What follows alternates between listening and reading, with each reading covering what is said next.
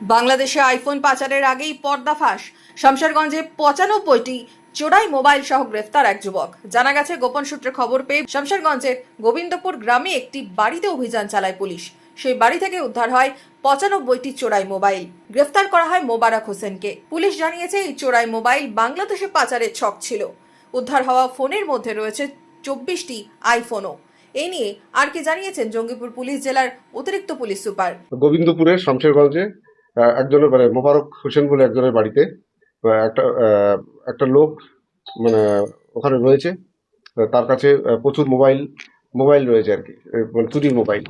তখন ওকে সেই বাড়িতে রেড করে ওকে অ্যারেস্ট করা হয়।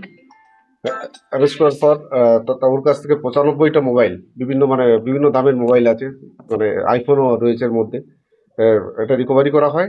এর আনুমানিক মূল্য প্রায় 30 লাখ টাকা হবে, আমরা যেটা হিসাব করে পাচ্ছি। এবং একেও 5 দিনের রিমান্ড সহ একে পাঠানো হবে। এবং এর কাছ থেকে আমরা যেটুকু জেরা করে জানতে পেরেছি, এই মোবাইলগুলো বিশেষ করে বাংলাদেশে পাচার করে এবং এখানে অনেক বেশি দামে বিক্রি করে। এবং এর সঙ্গে আর কেউ যদি জড়িত থাকে, ওকে রিমান্ডে নিয়ে আরো জিজ্ঞাসাবাদ করে সেগুলো আমরা বের করবো এবং যারা যারা সঙ্গে জড়িত আছে তাদেরকে অ্যারেস্ট করবো। ধৃতকে এদিন 5 দিনের হেফাজতে চেয়ে জঙ্গিপুর কোর্টে পাঠায় পুলিশ। এই মোবাইল চুরি চক্রের সাথে আর কারা যুক্ত তা ধৃতকে জিজ্ঞাসাবাদ করে জানার চেষ্টা চালাচ্ছে পুলিশ। মনমোহিনী হেলথ কেয়ার, স্বাস্থ্য সেবায় অটুট শ্রেষ্ঠত্বের শিরোপা। জেলায় প্রথম robotic knee replacement, cardiology with cath lab, neurosurgery, specialized trauma unit থেকে স্পাইন ট্রেন, একগুচ্ছ পরিষেবায় নিয়োজিত। Manmohini health care, quality care with personal touch, Baharampur শিল্প তালুক।